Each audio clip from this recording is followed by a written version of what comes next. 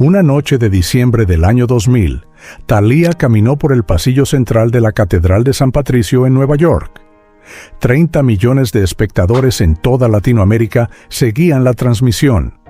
El novio era Tommy Mottola, presidente de Sony Music. Cada cámara confirmaba la narrativa que se había construido durante años.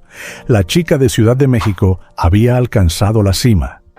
Pero debajo del velo, las manos de Thalía temblaban.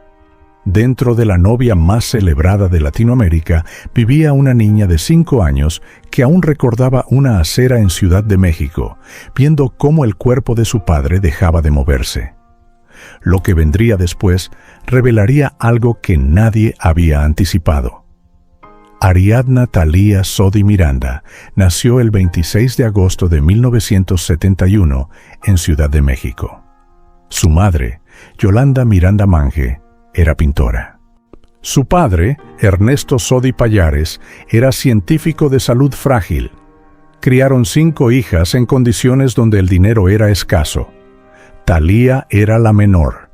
Cuando tenía 5 años, su padre murió de un infarto fulminante, sin aviso ni despedida. Años después, declararía en entrevista que no entendía la muerte en ese momento. Solo recordaba el sonido de su madre llorando de una forma que nunca había escuchado antes, un sonido que permanecería con ella de forma permanente. Sin los ingresos de su padre, la familia enfrentó dificultades económicas serias. Las condiciones materiales empeoraron. Thalía comenzó a experimentar episodios de ansiedad severa, despertándose con la convicción de que estaba muriendo. A los 5 años no tenía lenguaje para lo que experimentaba. Solo sabía que respirar requería esfuerzo consciente. Su madre notó que cuando había música en la habitación, la niña se transformaba. Cuando cantaba, lo que salía era algo que no correspondía con su edad, ni con su estado emocional habitual.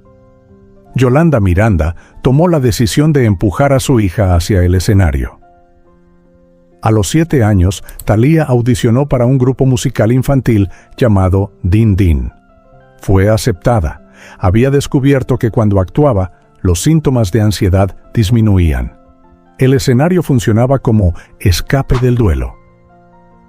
A los 15 años se unió a Timbiriche, uno de los grupos pop más exitosos de México. La recepción fue hostil. Los fanáticos del grupo existente la rechazaron abiertamente. Confesaría años después que lloró todas las noches durante el primer año, manteniendo la sonrisa en el escenario porque entendía que el fracaso significaba regresar a la situación económica de la que había salido.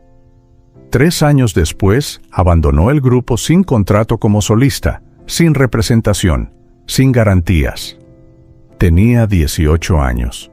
La industria musical mexicana la rechazó repetidamente. Los ejecutivos le dijeron que era demasiado baja, demasiado morena, demasiado intensa. Su madre respondía con una frase que se volvió constante. No había sobrevivido a la muerte de su padre para ser derrotada ahora.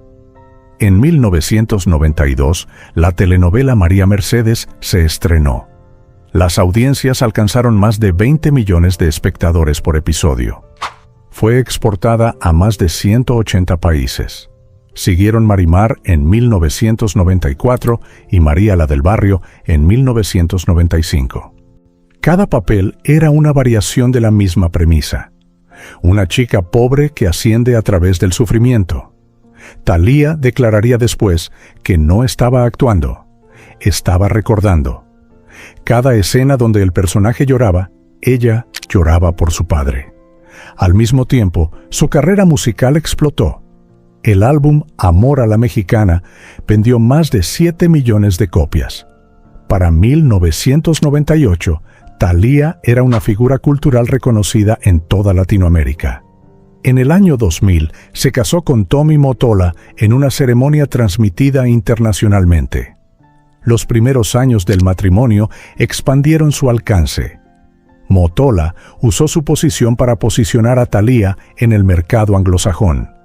Grabó álbumes bilingües, lanzó líneas de productos que generaron cientos de millones en ingresos. Para 2003, y su marca estaba valorada en aproximadamente $500 millones. Dio a luz a su hija Sabrina Sakae en octubre de 2007 y a su hijo Matthew Alejandro en junio de 2011. En 2012, Thalía comenzó a experimentar síntomas físicos inexplicables: hormigueo en las manos, debilidad en las piernas, fatiga que impedía actividades básicas. El diagnóstico fue enfermedad de Lyme. La infección bacteriana causada por la picadura de una garrapata atacaba articulaciones, músculos y sistema nervioso. Algunas mañanas sus manos se bloqueaban en posiciones que no podía abrir. Declararía en entrevista que había días en que no podía levantar a su hijo.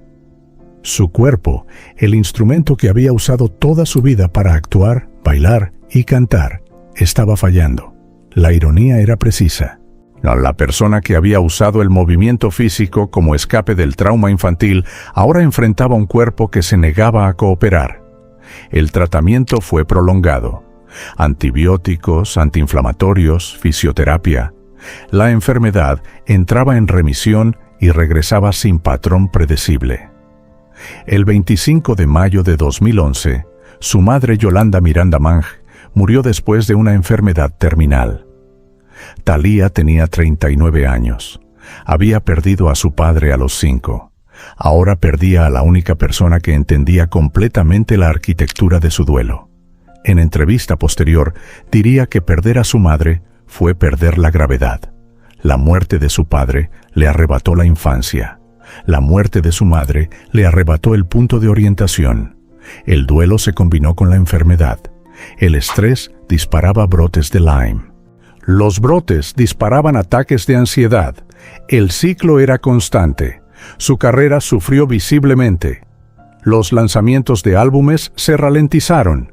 Las giras se acortaron y después se cancelaron. La industria comenzó a especular sobre su relevancia.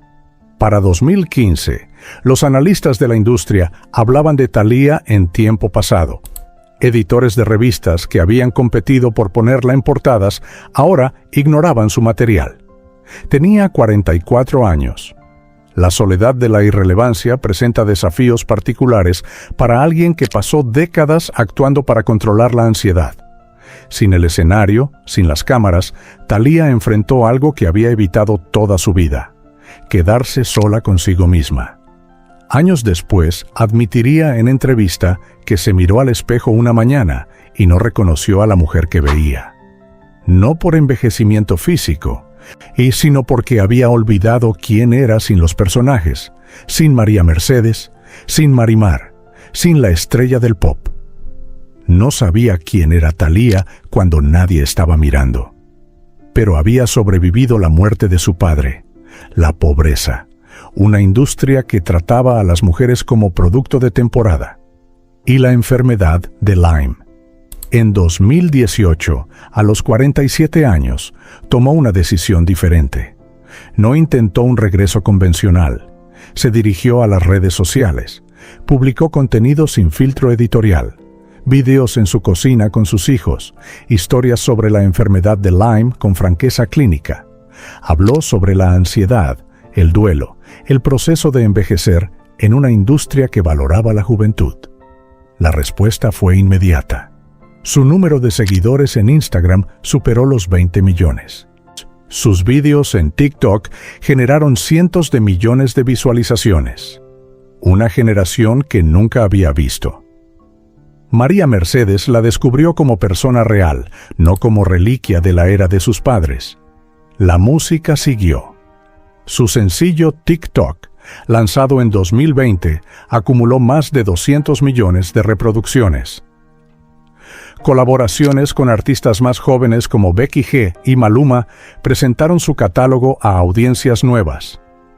En 2022, Thalía recibió una estrella en el Paseo de la Fama de Hollywood. A los 51 años, con la enfermedad de Lyme aún presente, la ausencia de su madre todavía activa, y la muerte de su padre todavía el primer capítulo de cada narrativa personal, se quedó de pie mirando su nombre incrustado en el cemento, y lloró. dijo en ese momento que la estrella no era para Thalía la cantante. Era para la niña que vio morir a su padre y pensó que su vida se había acabado. Para su madre que creyó en ella cuando creer parecía irracional. Para cada persona a la que le han dicho que está acabada y se negó a aceptar ese veredicto. Hoy, a los 53 años, vive en Greenwich, Connecticut, con Tommy Mottola y sus 2 hijos. La enfermedad de Lyme sigue siendo condición permanente. Algunas mañanas sus manos cooperan, algunas mañanas no. Ha aprendido a cancelar planes sin vergüenza, a descansar sin culpa, a tratar su cuerpo no como instrumento, sino como compañero que merece respeto. En entrevista reciente, declaró que antes luchaba contra su cuerpo. Ahora lo escucha. Ha estado intentando decirle algo toda su vida, que no tiene que actuar para merecer amor, que no tiene que bailar para ganar el derecho a existir, a que la quietud no es lo mismo que la muerte, aunque la niña de 5 años dentro de ella todavía crea que sí. El coste del recorrido de Thalía no se mide en números. Se mide en el padre que enterró antes de entender qué significaba enterrar. En la madre cuya voz nunca volverán a escuchar excepto en grabaciones. En la ansiedad que todavía la despierta a las 3 de la madrugada. En los años que pasó convirtiendo el duelo en entretenimiento. En la enfermedad que atacó el cuerpo que había usado para escapar. En la industria que la celebró cuando era rentable y la descartó cuando fue humana. Y aún así permanece de pie. No como la reina de las telenovelas. No como la diosa del pop que vendió 70 millones de discos.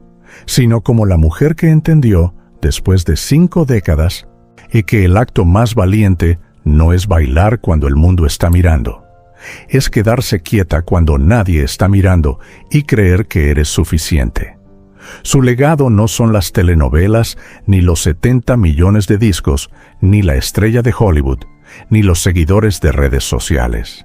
Es la prueba de que las heridas no descalifican para la grandeza, que aquello que casi destruye puede definir. Que una niña de 5 años congelada en una acera junto al cuerpo de su padre puede hacer que un continente entero se sienta menos solo. De la niña huérfana en habitaciones oscuras al ícono llorando sobre una estrella en Hollywood, la historia de Thalía trata sobre negarse a dejar que el duelo tenga la última palabra. Trata sobre el descubrimiento de que el dolor, cuando se canaliza en lugar de huir de él, se convierte en arte honesto. A que la autenticidad no es estrategia de marketing, sino mecanismo de supervivencia. Que los lugares rotos en nosotros no son debilidades, sino frecuencias que nos permiten resonar con millones de otras personas que necesitan escuchar que no están solas.